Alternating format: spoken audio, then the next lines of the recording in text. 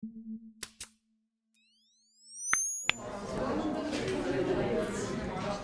սկզբանե ժառանգությունը, երբ ընդունվեցին մադրիդյան սկզբունքները, դեմ է եղել մադրիդյան սկզբունքներին, որովհետև մի շարք պատճառներով դրանք չեն համապատասխանում մեր շահերին եւ մեզ համար ընդունելի տարբերակ չէ մադրիդյան սկզբունքների կյանքի կոչումը։ Ազգային համաձայնություն չի կարող լինել, եթե ազգային համաձայնության մի մասը նորից նույն այն չինովնիկները, օլիգարխները, ֆեոդալները, գեներալներն են, որոնց եւ պատճառով տեղի ունեցավ այս ամենը, որոնց պատճառով մոտ 8 տասնյակի հասնող զոհեր ունեցանք, որոնց թալանի պետական ռեսուրսի մսխման պատճառով է, որ մենք այսօր համապատասխան ձևով պատրաստված չենք, որպեսզի Ադրբեջանը վախենար մի փոքրինչ իսկ կրակոց արձակել, որոնց կատարած քայլերի արդյունքում է այս տարիների ընթացքում արտագաղթը նմանատիպ ծավալների հասել։ Ժառանգությունը կտրականապես դեմ է նաև օտար զորքերի ներկայությանը Արցախում, սահմանագծում, որովհետև չկա ավելի լավ խաղարարար, քան հայ զինվորը, եւ այս տարիների ընթացքում մենք ոչ մեկ անգամ եւ ոչ միայն Հայաստանում կամ Արցախում ենք ցույց տվել, որ հայ զինվորը շատ լավ խաղապահ գործունեություն կարող է իրականացնել։ Եվ վերջապես պատմությունը մեզ ցույց է տվել, որ բոլոր այն դեպքերում, երբ տարածաշրջան օտար խաղապահներ են մտել, մենք ունեցել ենք տարածքային կորուստներ։ Հիմա ակնհայտ է, որ տեղի են ունենում ներքաղաքական նաև որոշակի զարգացումներ, ակնհայտ է, որ Սերժ Սարգսյանի եւ Լևոն Տեր-Պետրոսյանի հանդիպումը նաև այդ շրջանակում է, բայց ժառանգության համար միշտ եղել են մի քանի դրույթներ, որոնք անփոփոխ են։ Դրանցից մեկը նաև այն է, որ Հայաստանը ունի շատ մեծ ռեզերվ, նույնիսկ հայ-թուրքական սահմանի փակ լինելու եւ Ադրբեջանի հետ փակ սահման ունենալու պարագայում տնտեսապես իսկապես զարգանալ, որովհետև մենք իրականացնում ենք այնպիսի քաղաքականություն, որը եւ դա տարիներ շարունակ, որի արդյունքում ուզում է սահմանները բաց լինեն, ուզում է սահմանները փակ լինեն, միևնույն է մենք հնարավորություն չենք ունենալու զարգանալ։ Տեղյակ եք, որ միջազգային հեղինակավոր կազմակերպություններից մեկը նշել էր, որ Սերժ Սարգսյանի իշխանավարության տարիներին ըստ էության գրեթե 10 միլիարդ դոլար դուրս է եկել անօրինական երկրի տարածքից։ Այդ 10 միլիարդից ես համոզված եմ 1 դրամ անգամ, 1 դոլար անգամ դուրս չի եկել Հայաստանից առած իշխանությունների վերահսկողության, որովհետև հենց իրենք են եւ իրենց աֆշորներն են եւ ոչ մեկ անգամ դա տեսանք։ Ուստի եւ այդ գումարների 1/3-ը նույնիսկ, 1/4-ը նույնիսկ եթե պաշտպանության բնագավառում դրվեր, մենք այսօր այս իրավիճակը չենք ունենա։ Հայաստանին այսպիսի անողնաշար իշխանություններ պետք չեն եւ ցավում եմ, որ Հայաստանը այսպիսի անողնաշար բառից բուն իմաստով իշխանություն երբևիցե չի ունեցել։ Փաստորեն Հայաստանի Հանրապետության իշխանությունները աջակցեցին Ադրբեջանին եւ Ղազախստանին եւ Բելարուսին, որոնք դեմարշ իրականացրեցին Հայաստանի նկատմամբ, նկատի ունեմ Ղազախստանին եւ Բելարուսին եւ պահանջեցին, որպեսզի այստեղ տեղի չունենա այդ վարչապետերի նիստը, այլ Մոսկվայում լինի, եւ իրենք ընդառաջ գնալով Ադրբեջանի, Ղազախստանի, Բելարուսի այդ բարեկամությանը գնացին այսօր մասնակցելու։ Ամոթ մեր իշխանություններին,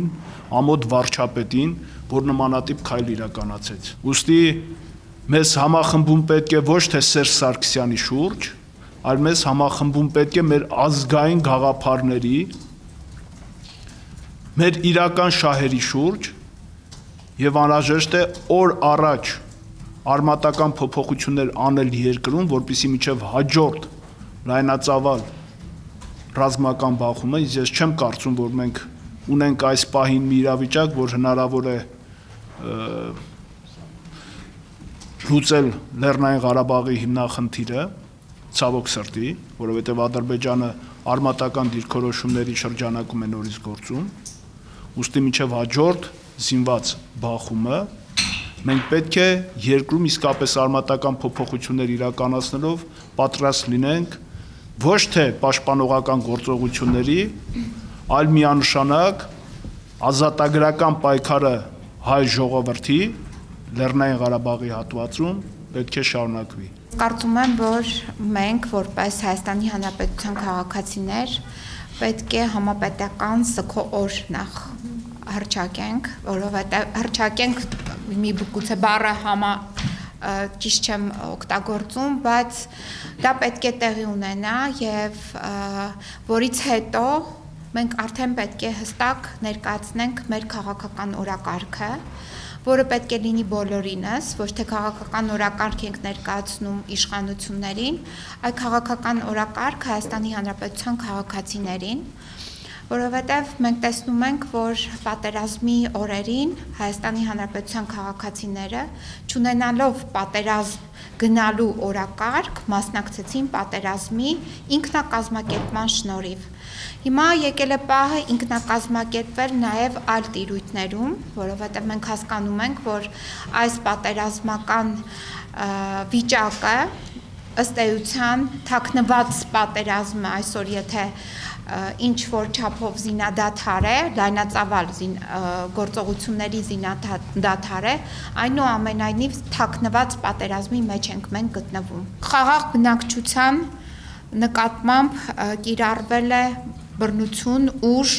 նրանց տուժել են, խոշտանգել են, սպանվել են, այդ թվում նաև երեխա է տուժել, մեկը սպանվել է, երկուսը վիրավորվել են։ Խաղաղ բնակչությունը ներքին տեղահանվածներ կան արդեն երկու գյուղ,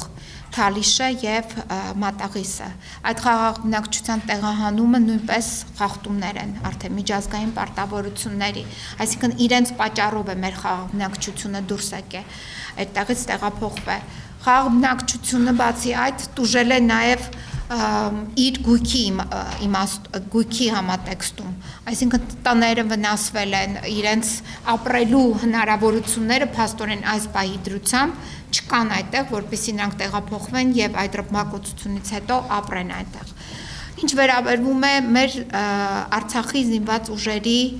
զինվորներին եւ սպաներին, նրանցից շատերին գտել են խոշտանգված, այսինքն հետ են վերադարձրել նրանց դիերը խոշտանգված եւ սա էլ է խոսում հանցագործությունների մասին, որը կատարել է Ադրբեջանը։ Մենք այս բոլոր մեր փաստերը այսօր պետք է շատ մասսայական եւ ագրեսիվ սկսենք բանեցնել։ Այս ագրեսիվ բանեցումը պետք է տեղի ունենա միջազգային տարբեր հարթակներում, այդ թվում նաև դատարաններում։ Մարդու իրավունքների եվրոպական դատարան, Եվրոպայի խորհուրդ, ընդհուպ մինչև հիմա այս պայծրությամբ Եվրոպայի խորհրդում պետք է լիներ արդեն նախաձեռնություն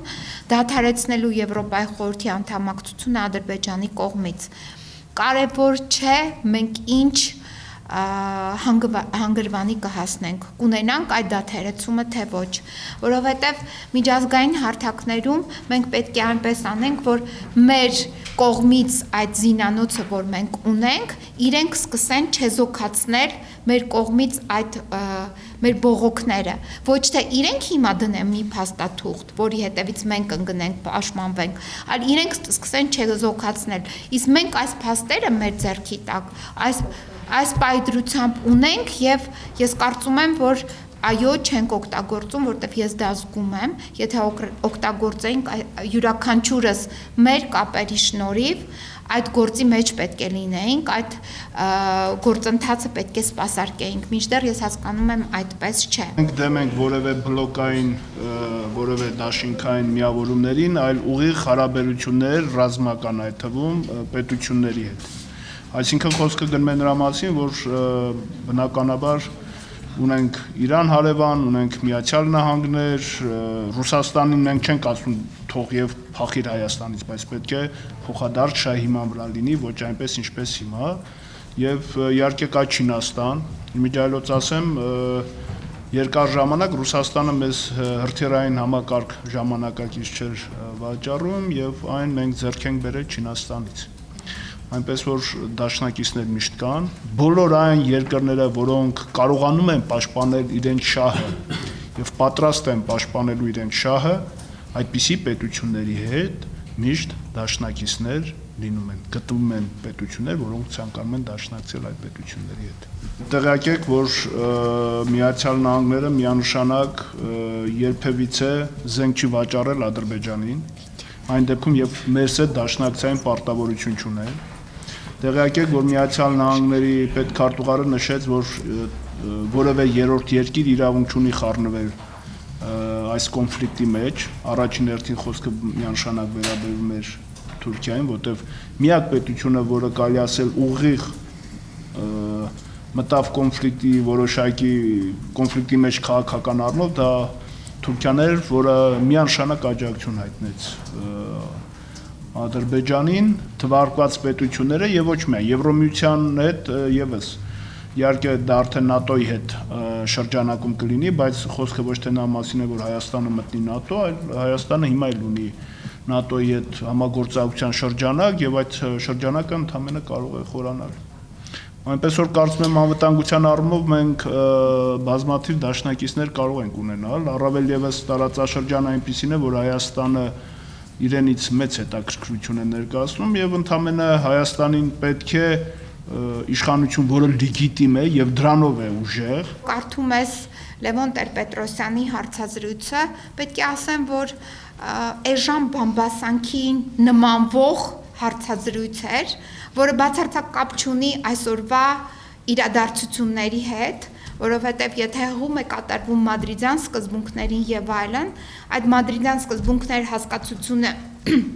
բավականին հնացած արդեն փաստաթուղթ է, այսօր կյանքը եւ իրողությունը բացարձակ այլ է, այդ մադրիդյան սկզբունքները, որը ծնվել են 2005-6 թվականին, դրանք բացարձակ կապ չունեն այսօրվա աշխարհաքաղաքական իրադարձությունների հետ եւ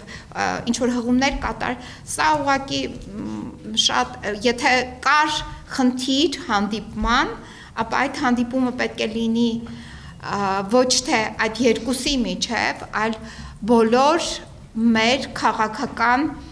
դեմքերի միջև պետք է լիներ այդ հանդիպումը։